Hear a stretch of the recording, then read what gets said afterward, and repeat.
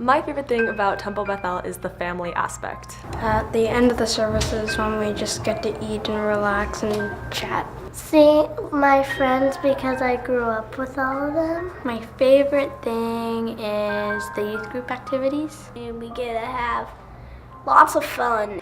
I like the fact that it has a community feeling. We like the neatness. I like the holla. I like the youth choir and I like the Oneg Shabbat. I like hanging out with my Jewish friends and talking about Jewish things because you can't really do that at secular school. My favorite thing about Temple Bethel is probably the people here because they just make it such a great experience.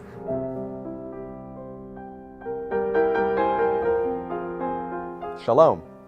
Hello, I'm Rabbi Charles Briskin, and it's my distinct pleasure and honor and privilege to be the rabbi of Temple Bethel in San Pedro, especially this year as we celebrate 90 years of service to the Jewish community and beyond here in San Pedro. This is the celebration of a remarkable group of people who built a remarkable community that we are privileged to celebrate now. The roots of Temple Bethel go back to 1922 when the first organized religious services were held in a private home. In 1923, the women got together to form the first San Pedro Jewish Sisterhood.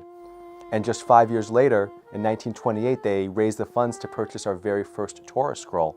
The Jewish Sisterhood, the elder ladies at the time, were an important part of it because they were constantly having fundraising. They were hardworking and they really were responsible for the temple evolving as well as it did. The Jewish Women's Sisterhood accumulated enough money, built a small building. In 1935, we were privileged to move into our first facility of the San Pedro Jewish Community Center at 19th and Cabrillo, which is now the Italian-American Hall. I first started attending Temple Bethel when I had a shovel and turned over the dirt for the first building there. It just consisted of a very small auditorium. It had a stage, had a kitchen. But at that time, the temple couldn't afford to maintain it as a temple alone, so they rented out the building to various organizations. It was a very difficult time because money was very, very hard to get hold of. You know, that was during the Depression. We couldn't afford a rabbi. But they tried several times. He would be here for a month or weeks. I was teaching Sunday school with kids who were a year younger than me, so you could imagine how good it was. But it was fun, you know, we kept together. People were poor, but you could never go up and down practically any street and knock on a door and some woman wouldn't come out with a glass of milk and a sandwich. After World War II, this is how we got the Easterners here. They took a look at California with this climate. That's where they wanted to come back, and this is how this ingathering happened. And in 1956, we moved into our current home here on 7th Street. What brought us here? A rabbi knocked on the door. Yeah, a rabbi knocked on the door. Rabbi Halevi. Yes, Halevi. This was about a week after we moved in. How they knew we were Jewish, we don't know. But he knocked on the door and asked us if we wanted to join the temple. I didn't expect any connection that quickly. But we did have a child that was 10 months old when we moved down here. So we knew eventually that we would join, but we ended up joining right away. In 1966, when I was president during my term, they designed and built the sanctuary. They had dances here. They had a lot of social events. We had picnics here. Rabbi Lee became sort of a Pied Piper with the kids. The kids really enjoyed him. Youth group events were just a blast. Tasbi, Yaldei Shalom. We had overnights, and that was before the day where everybody had all these activities. So this was home away from home, and this was where we were all the time. We didn't really have many outside activities, and it was a blast. I mean, we had time of our lives. In 1981, we introduced the Zebulun Award, and this award honors an individual or individuals who have contributed significant time, energy, and leadership, both to Temple Bethel and to the Jewish community at large. In 1991, we welcomed the Yevdayev family. We came from Baku, Azerbaijan. When we brought them to their new home in San Pedro, here at the apartment, we got surprised that the apartment was furnished, and everything what we would need in first time for first months, we really had, even including food. Our experiences as immigrants were not associated with as much hardships as that of many other immigrants that I've come to talk to since coming to the country. This is attributed to the fact that Temple took us under their wings. Our family first arrived at Temple Beth El in 2002. We had been searching for a couple of months for the right temple that had lots of young children. We came to the family service, and Rabbi Lieb is throwing tambourines and maracas into the crowd, and the kids are marching around behind the cantor and crossing the sea of reeds. And we looked at each other and said, we're done, we're here. When I was named to be the new rabbi, one of the greatest gifts I received was from Rabbi Lieb, who very publicly, on the bima, at his last service and my first, passed the Torah scroll to me, transferring the mantle of leadership from one rabbi to the next.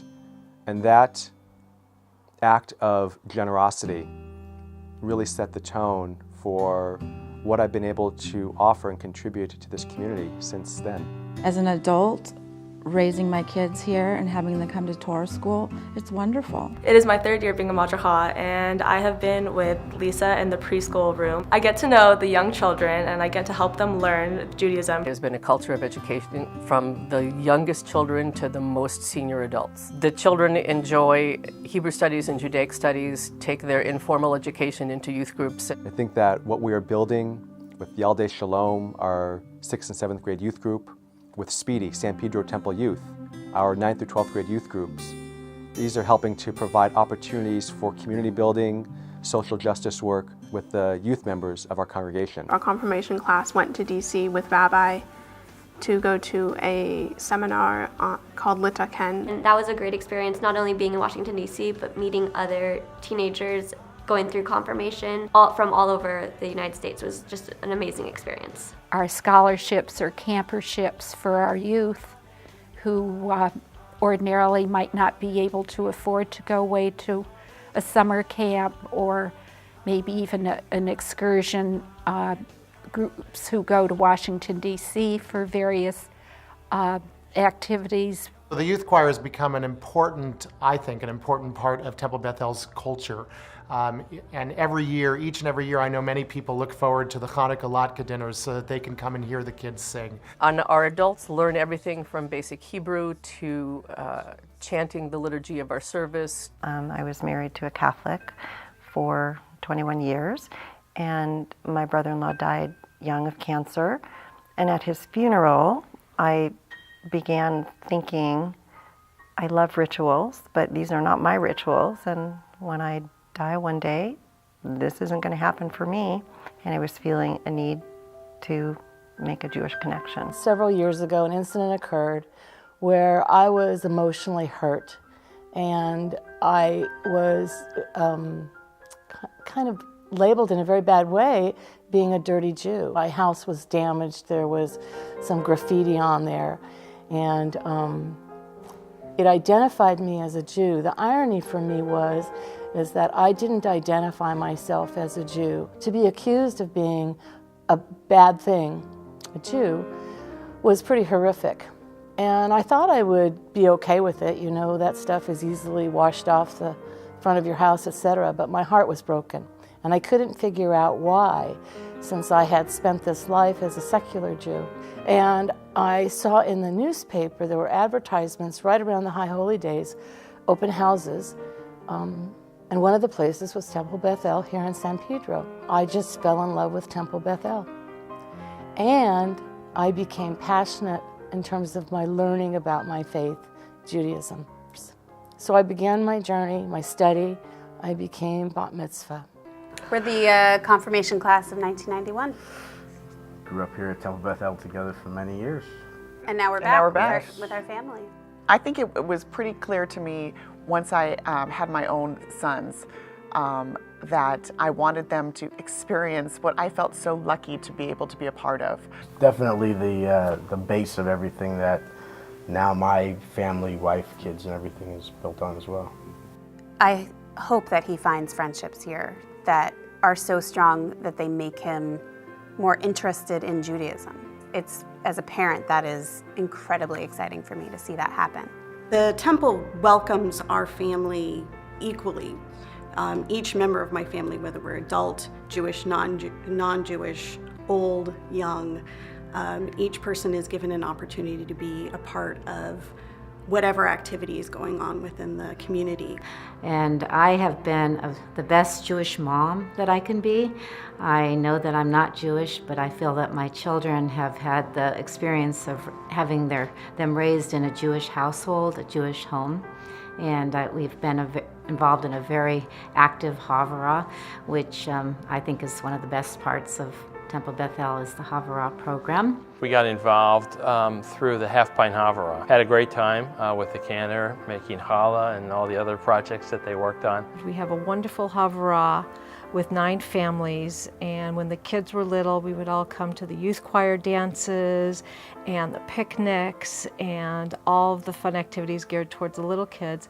And now that they've grown up, we all attend the fun adult functions. The Purim party for adults has been really fun.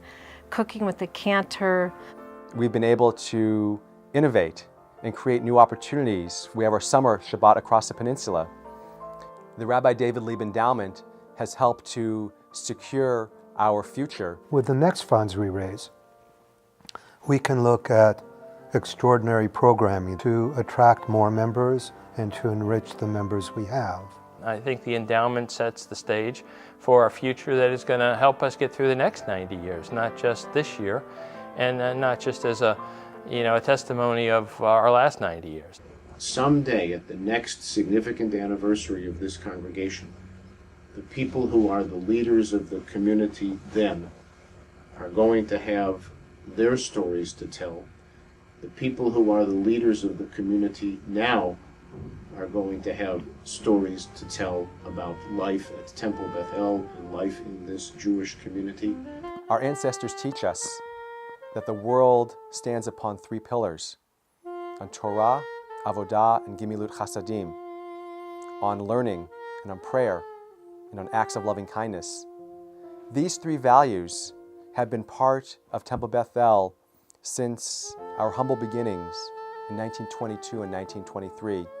It's what has brought people together. It is what has sustained us as a community.